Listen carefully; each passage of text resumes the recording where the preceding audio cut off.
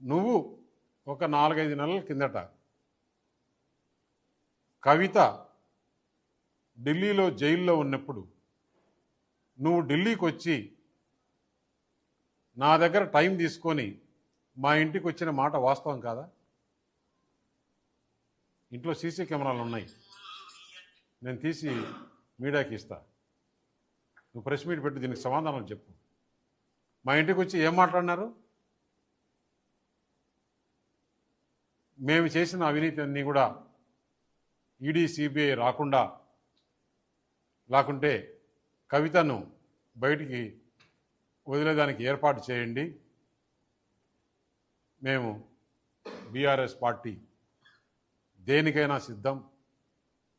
మేము బీజేపీలో మెర్జ్ చేయాలన్నా కానీ, బీజేపీతో అలయన్స్ పెట్టుకోవాలన్నా కానీ దేనికైనా సిద్ధం. అంటే నేను తీసుకునే నిర్ణయం కాదు, పెద్దలతో మాట్లాడి చెప్పాలని.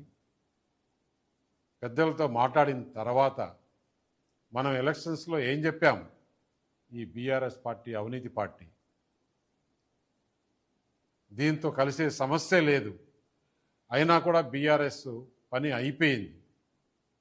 పార్లమెంట్లో ఒక సీట్ రాలేదు, గవర్నమెంట్ లేదు, ప్రజలు వాళ్ళని చీకొట్టారు.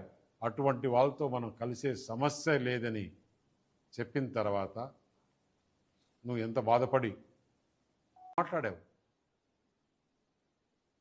చంద్రబాబు నాయుడు కమ్మ వారిని మేము దగ్గరికి తీయం, మాకు కమ్మ నా కొడుకులు అవసరం లేదు నేను చెప్పా. ఎందుకు కొంచెం నోరు తగ్గించుకొని మాట్లాడు. రెడ్లను నమ్మాం, రెడ్లను నమ్మితే గవర్నమెంట్ పోయిన మరుసటి రోజే పోయారు, వారిని కూడా తిట్టావు, కమ్మోరిని తిట్టావు. ఎందుకు ఇట్లా చేస్తున్నావు? రాజకీయాల్లో నువ్వు లాంగ్ టర్మ్ ఉండాలనుకుంటే ఇట్లా మాట్లాడడం కరెక్ట్ కాదని హితబోధిస్తే లేదు. రేవంత్ రెడ్డిని చూసి రెడ్లు పోయారు, చంద్రబాబు నాయుడు చూసి కమ్మోళ్ళు పోయారు, మాకు మిగిలింది జగన్మోహన్ రెడ్డి ఒక్కడే అని చెప్పేసి ఆ రోజు మాట్లాడారు.